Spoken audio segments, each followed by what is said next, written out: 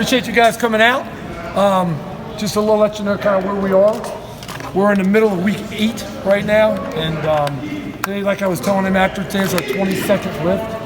So our last one is Friday. That'll be our 23rd. We've had 7 winter workouts and 6 speed workouts. So we've had 13 winter workouts along with that. We got one more, that's tomorrow morning at 6:30. So almost 40 total. The guys were phenomenal. We've stayed, as you guys know, about our tiers. We're still with our 3 tiers. I think they're more pronounced and different this year than they have been in the past. Really liked the program that we did. Got to give a shout out to my guys, my staff. Really did a great job with the programming. We give these guys kind of where they are, where they're young and need a lot of volume, a lot of strength. In the middle, they're just kind of getting to that elite level, or the elite guys, the tier 3s, it was 23 of them. And they got a whole different thing. It's more velocity based. So, great group of guys. We got 108. It's the biggest team that we've had since we've been here in the off season. We got our 12 mid-years, 11 mid-years with that buttressed that a little bit. So it's been a lot of fun to train. Questions? Dwight, Micah and Jason Owe had already hit a pretty high standard last time we talked to you. Where have both of those guys developed since then? Well, Jason's coming off of some shoulder issues, so he was on a separate program. He had a great winter. Really did a nice job working around it, but really wasn't in the kind of position from a training standpoint to go after Micah. Micah's fully in a tier 2 now, tier 3, and we kind of backed him down a little bit with the weights we've been giving him, and he's more velocity based. And when Jason comes back this summer, that's going to be a very interesting resuming that competition because Jason Owe got him a little bit. We'll see how Micah responds to it this summer. I think you mentioned 22, 23 tier 3 guys. Yeah, 23. Among that group, who has really come the longest since they first got here, or is there a few names there? I'm trying to think of my older guys. Right off the bat, let me think of that group. One guy's like Will Fries. Great example. I don't know if you're all watching. Everybody squatted heavy or leg pressed heavy today, and then the guys that tested. But Will's over there doing 405 for 3 sets. That's his training weight.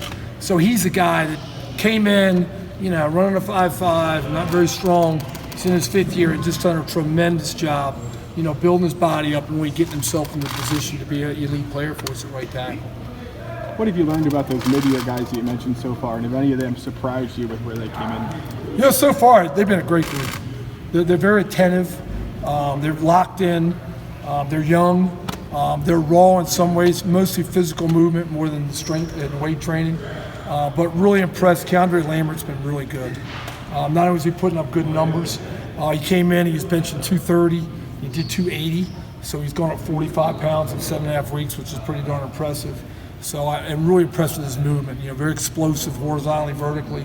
Done a really nice job. He's been training with Enzo Jennings, who's also done a nice job as well. Both of them have really adapted well to the weight room. One guy that's been really good.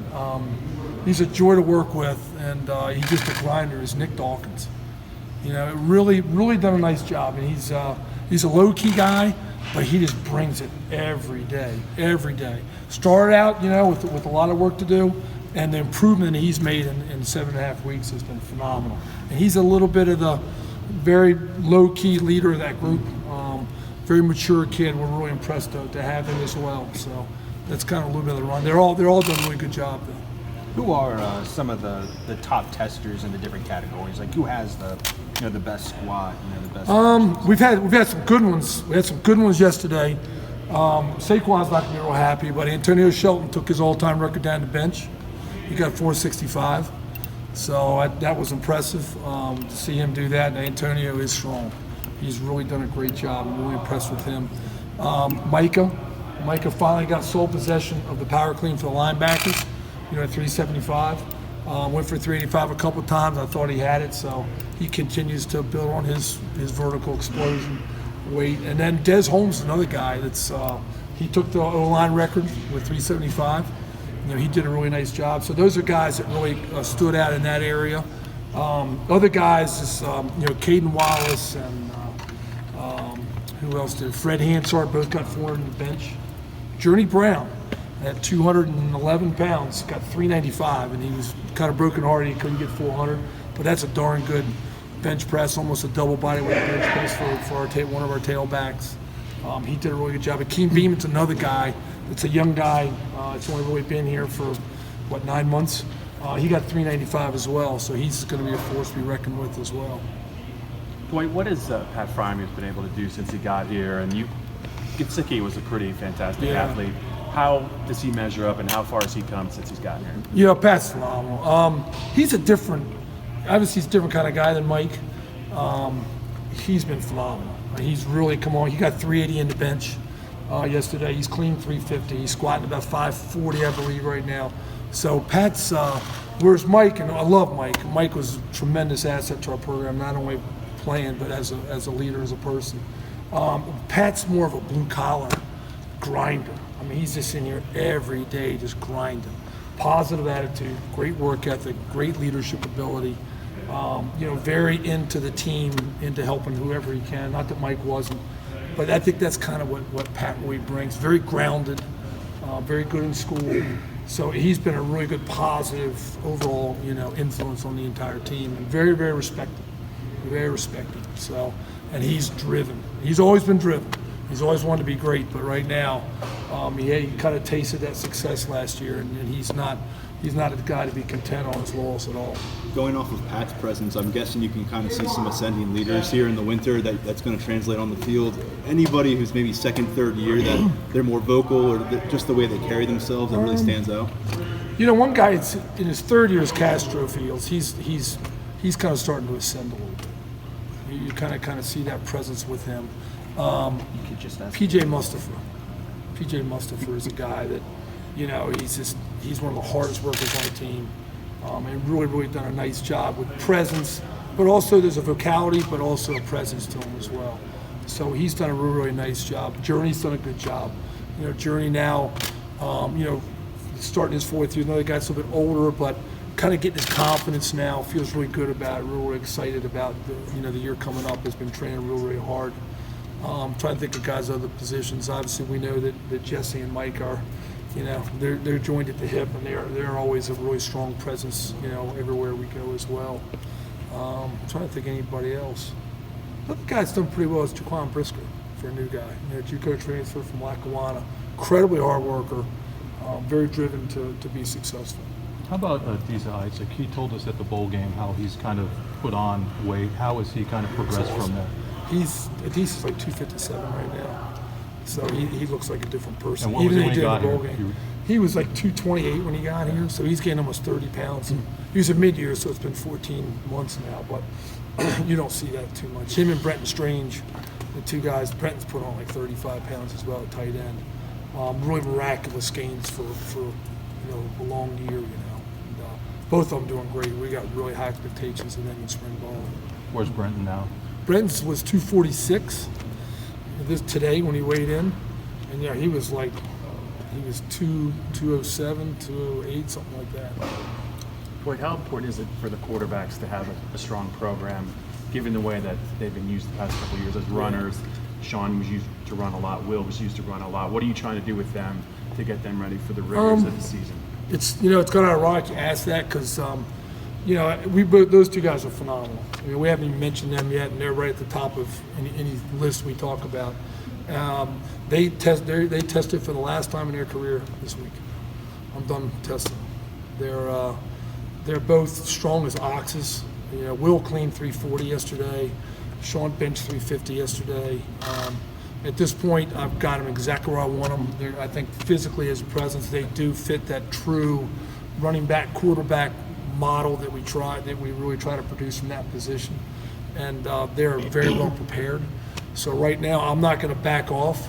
I'm going to do different stuff. Their program is become pure tier 2 or 3s now, but they're going to go to another level. I'm not going to say tier 4, but they're going to go to another level because I want to save their shoulders. I mean, they're already so strong. They're very explosive and they keep their leg strength and really focus on speed and movement.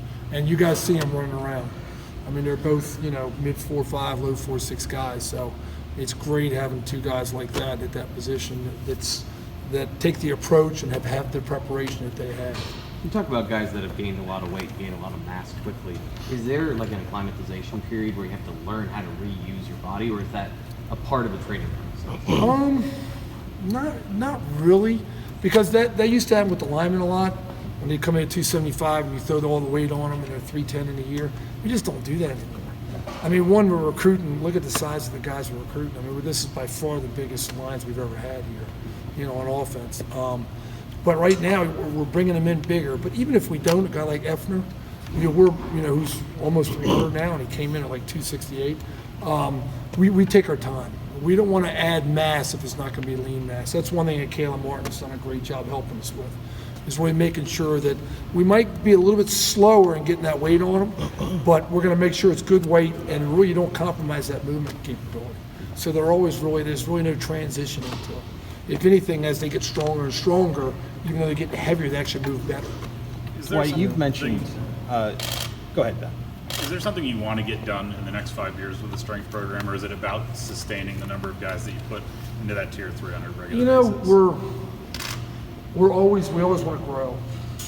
We've done some decent things in the past, and we like where we are now. But we kind of said every year there's really a market change in how we approach it. So the world we live in, with the NFL being such a dominant thing, I think we're definitely going to continue to grow. If I can see anything happening, I think this velocity-based, speed-based, and not just speed by linear speed, but speed of movement. Whether it's how fast you can punch the guy across from you, how fast you can come out of a cut, those are the things that we'll probably continue to push even more and find more creative ways to get guys really maximize their potential. I kind of see that one area we're going.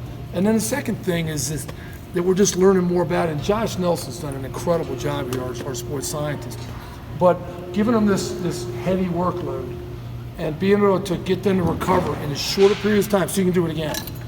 And we now have these tools, not tools like literally like hammers, but we have these methodologies that we use that we can get you to recover faster. If you can recover faster, then you can train harder the next workout. So I think recovery, regeneration, nutrition, all these things are things that we're really trying to embrace so we can put a better product on the field on Saturday. Because to be honest, the thing we're working on is making sure when Saturday comes, whether it's 12 o'clock, 3:30, 7, whatever it is, that they're at their absolute peak for that week. We don't want their peak to be on Tuesday at practice. We want their peak to be right before that game. So that's kind of where we're going, is really trying to assimilate the sports science into the strength conditioning and merge them fully together to be able to maximize the training.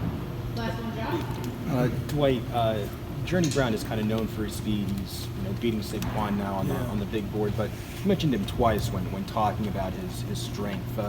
Can you kind of give us a sense of just how strong he is pound for pound, on this team where he ranks, and how far has he come since he was a true freshman into the strength program? Journey's, obviously he's from up close to Erie.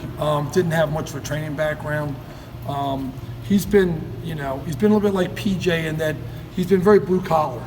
When Saquon came in, after 6 months, his bench went up like 70 pounds. Saquon was that's kind of how he was. Journey's more old fashioned. He just been punching the clock every week, every month for now. He's almost 3 years here. So it's been much more methodical. I think he was benching 295 when he got here. He's at 395 now. And our goal was always 100 pounds.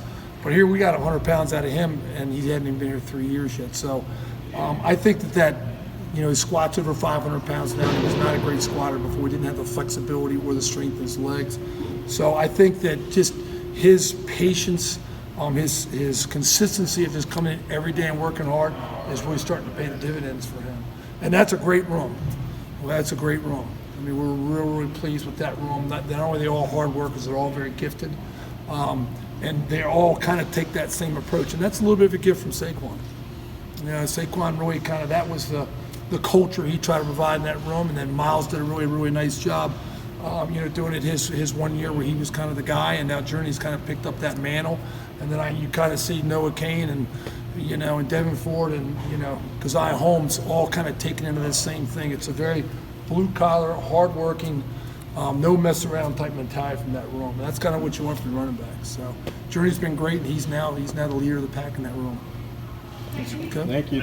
Thank you, guys. Appreciate y'all coming in.